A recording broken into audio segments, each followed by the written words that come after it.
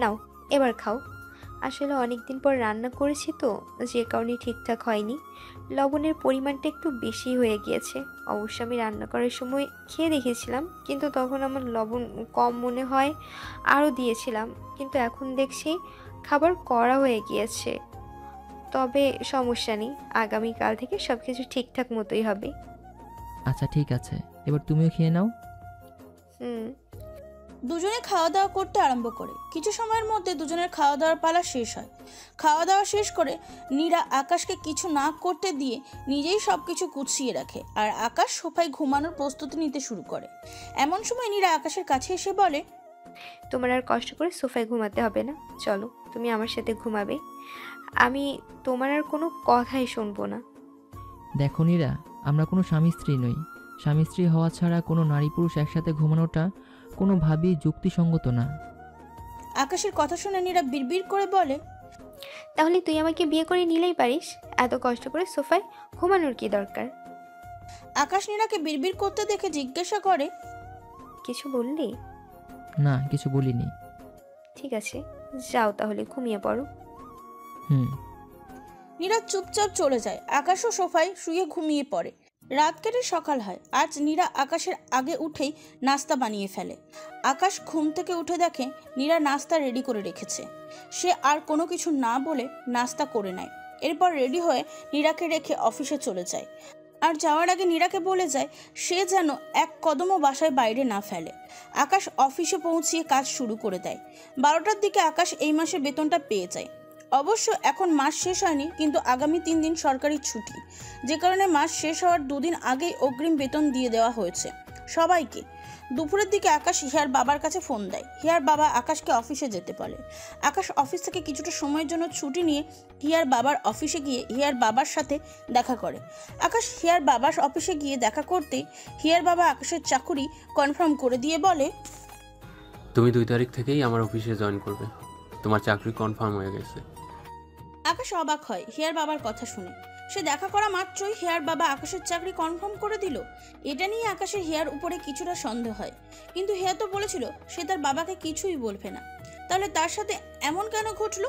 আকাশ নিজের কৌতূহল দূর করতে হিয়ার বাবাকে বলে, আচ্ছা স্যার, আমার চাকরির বিষয়টা নিয়ে হিয়া আপনার কাছে কোনো সুপারিশই করেছে?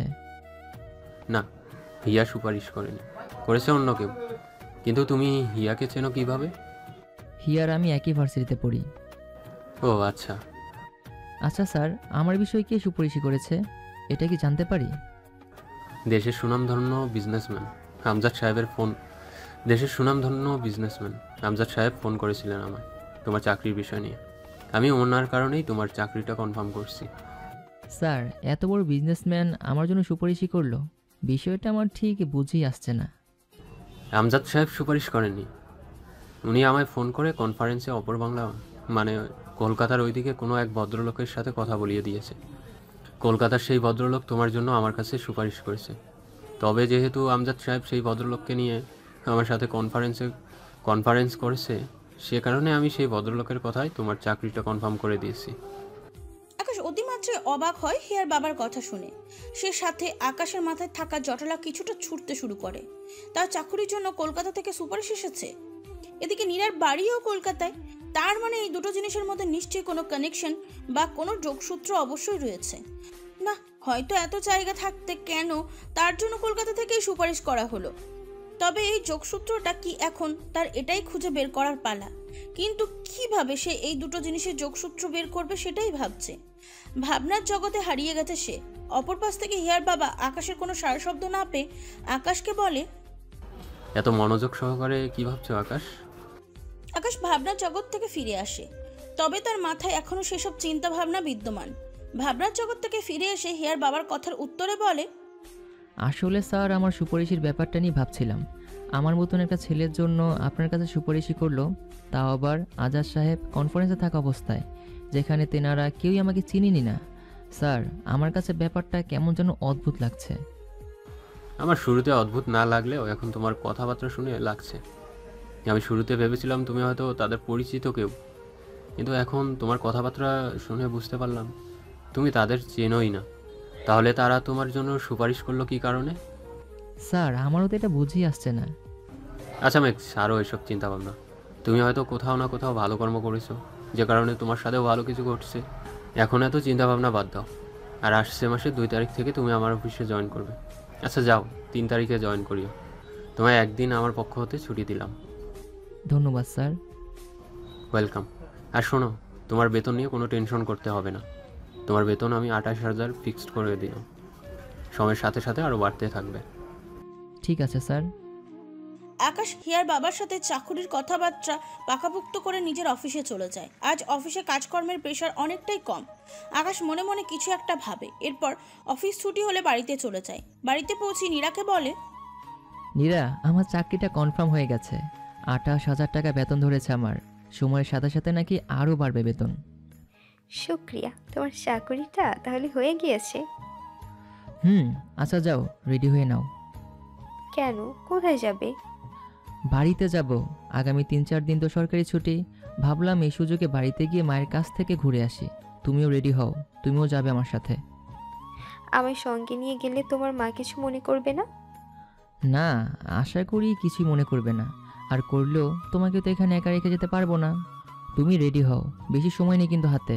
লাস্ট গাড়ি 7টায়, সেই গাড়িতে করেই বাড়িতে যেতে হবে। আচ্ছা। নীরা রেডি হতে শুরু করে। আকাশ তো গোসল করে জামাকাপড় পরে রেডি হয়। এরপর দুজনে জামাকাপড় গুছিয়ে বাড়ি থেকে বেরিয়ে বাস স্ট্যান্ডে চলে আসে। দুজনেই গাড়িতে বসে আছে। গাড়ি আর কয়েক মিনিটের মাঝেই ছেড়ে দেবে। দেখতে দেখতে গাড়ি ছেড়ে দেয়। 2-2.5 ঘন্টা লাগে আকাশের বাড়ি পৌঁছাতে। 9টার কিছু সময় পর গাড়ি গন্তব্যে পৌঁছায়। আকাশ নীরাকে সঙ্গে নিয়ে গাড়ি থেকে নেমে একটা গ্রাম্য গাড়ি নেয়। আকাশের মা আসলে শহর থেকে দূরে একটা গ্রামে থাকে। গ্রাম্য গাড়িটাও গন্তব্যে পৌঁছায়। আকাশ নীরা দুজনে আবার গাড়ি থেকে নামে। আর কিছুটা পথ হাঁটলেই তারা বাড়ি পৌঁছে যাবে। দুজনে একসাথে হাঁটছে। এমন সময় গ্রামের কিছু মানুষ আকাশকে দেখে ভালো মন্দ জিজ্ঞাসা করে। আকাশ তাদের প্রশ্নের উত্তর দেয়। এরপর লোকগুলো আকাশের সাথে একটা অপরিচিত মেয়েকে দেখতে পেয়ে তার সম্পর্কে জানতে চায়। নীরা আকাশের ফ্রেন্ড হয় বলে আকাশ সবার কাছে নীরার পরিচয় দেয়। লোকগুলো কথা শেষ করে চলে যায়। আকাশ ও নীরাকে সঙ্গে নিয়ে হেঁটে বাড়িতে চলে যায়। আকাশের মা রুবিনা খাতুন ছেলের সাথে অন্য মেয়েকে দেখে অনেকটা চমকে ওঠে। আকাশ তখন নীরার পরিচয় দিয়ে জানায় নীরা তার ফ্রেন্ড হয়। তার সাথে নীরা এমনিতেই গ্রাম ঘুরতে এসেছে। আকাশের মার কিছু বলে না। রাতে সবাই খাওয়া দাওয়া করে যে যার মতন ঘুমিয়ে পড়ে। পরের দিন সকালবেলা ঘুম থেকে উঠতেই আকাশ আর নীরা দেখে তাদের বাড়ির সামনে অনেক লোকজন এসে জড়ো হয়েছে। আকাশ নীরা দুজনেই বের হয় ঘর থেকে। রুবিনা খাতুন লোকজনের শব্দ শুনে আগেই বেরিয়েছে। আকাশটা বের হওয়ার পরপরই গ্রামের মতব্বর আকাশের মাকে বলে, রুবিনা, তোমার ছেলে নাকি কোনো এক পরনারীকে বাড়িতে এনেছে? না, আসলে মেয়েটা আমার ছেলের ফ্রেন্ড হয়। ফ্রেন্ড হোক আর যাই হোক, উপযুক্ত একটা মেয়েকে তোমার ছেলে বাড়িতে আনে কি করে? তুমি কি জানো না আমাদের গ্রামে কি নিয়ম কেমন? মেয়েটা তার পরিবার পরিজন নিয়ে বেড়াতে আসলে একটা কথা ছিল, কিন্তু তোমার ছেলে একা একটা মেয়েকে সাথে করে ঘুরতে নিয়ে আসছে কিভাবে? রুবিনা খাতুন চুপ হয়ে আছে। আকাশও চুপ। গ্রামের মাতব্বরের উপর কথা বলার সাহস আকাশের নেই। এই গ্রামের মাতব্বরের কথাতেই সব হয়। এছাড়া গ্রামের অনেকের মুরব্বী সেখানে উপস্থিত আছে। মা ছেলে দুজনেই মাথা নিচু করে আছে, কিন্তু নীরা চুপ থাকে না। সে মাতব্বরের কথা প্রত্যুত্তরে বলে ওঠে, কার বাসায় কে আসবে সেসব নিয়ে আপনাদের এত মাথা ব্যথা কেন? এই মেয়ে, তুমি আমাদের গ্রামের নিয়ম সম্পর্কে কিছুই জানো না। আমাদের গ্রামে এভাবে কোনো মেয়ে বা কোনো ফ্রেন্ডকে বাড়িতে এনে রাখার নিয়ম নেই। তুমি অকারণে তর্ক করো না আমাদের সাথে। দেখুন, আপনাদের নিয়ম আপনাদের কাছে। মানুষ মানুষের বাড়িতে অবশ্যই বেড়াতে যাবে, এটাই স্বাভাবিক। এই মেয়ে, তোমাকে তর্ক করতে বারণ করেছি। একে তো উপযুক্ত একটা মেয়ে একা হয়ে একাই একটা ছেলের সাথে ঘুরতে এসেছো, তার উপর আবার আমাদের সাথে তর্ক করছো। শুনো, তোমাদের শহরের মডার্ন কালচার আমাদের এই গ্রামে চলবে না। তুমি মেহমান বলে এখন অবধি কিছু বলছি না। না হয় বেশি বাড়াবাড়ি করলে বিচার সালিশ বসিয়ে তোমাদের সব কয়টা একটা ব্যবস্থা নিব। কী ব্যবস্থা নিবেন? হ্যাঁ শোনেন, আমি আকাশ বা মেঘের কোনো বন্ধু নই, আমি তার স্ত্রী। এবার সবার বাড়তি পেঁচা বন্ধ করে নিজেদের কাজে যান। এই মেয়ে, তোমার সাহস তো দেখছি কম না। তুমি আমাদের মুখের উপর কথা বলছো, তার উপর এখন আবার আমাদের উল্টা পুল্টা বোঝানো ট্রাই করছো। দেখো, এখন অনেক সময় আছে, মুখে তালা লাগাও, না হয় কিন্তু সকলের উপর অ্যাকশন নিব। শোনেন, একদম নরম ভাববেন না আমাকে। আকাশের মা আর আকাশ চুপ করে আছে দেখে আমিও যে চুপ করে থাকবো এমনটা কিন্তু নয়। আর কি অ্যাকশনের ভয় দেখাচ্ছেন আমাকে? লোকজনের সাহায্যে একদম গ্রামের প্রত্যেকটা মানুষের গ্রাম থেকে বের হওয়ার রাস্তা বন্ধ করে দেব। একটা কদমও কেউ গ্রামের বাইরে ফেলতে পারবেন না। সেই সাথে একটা ফোন দিয়ে মাতুব্বারি দেখানোর জন্য লকআপের ভেতরে ঢুকিয়ে দেবো সব কয়টাকে। একদম নরম ভাবিয়েন না আমাকে। আপনারা গ্রামের মাতুব্বার হলে আমি শহরের মেয়ে। আপনারা গ্রামের পাওয়ার দেখাবেন তো আমি লোকজন দিয়ে পুরো গ্রামটাকে হাতের মুঠোয় নিয়ে নেব। নীরার কথায় গ্রামের মাতব্বরদের মুখে ভাটা পড়ে, সবাই চুপ মেরে যায়। আসলে নীরার কথা শুনে সবাই অনুমান করে তারা যতই যা করুক শহরে এই মেয়ের সাথে তারা পেরে উঠবে না। এই মেয়ের কথায় যে ধার, সে কাজে নামলে সবার জন্য বিপদ। সেই কারণে সবাই আর চলে যেতে শুরু করে। তবে মাতব্বর নিজের ওয়েট বজায় রাখতে নীরাকে বলে,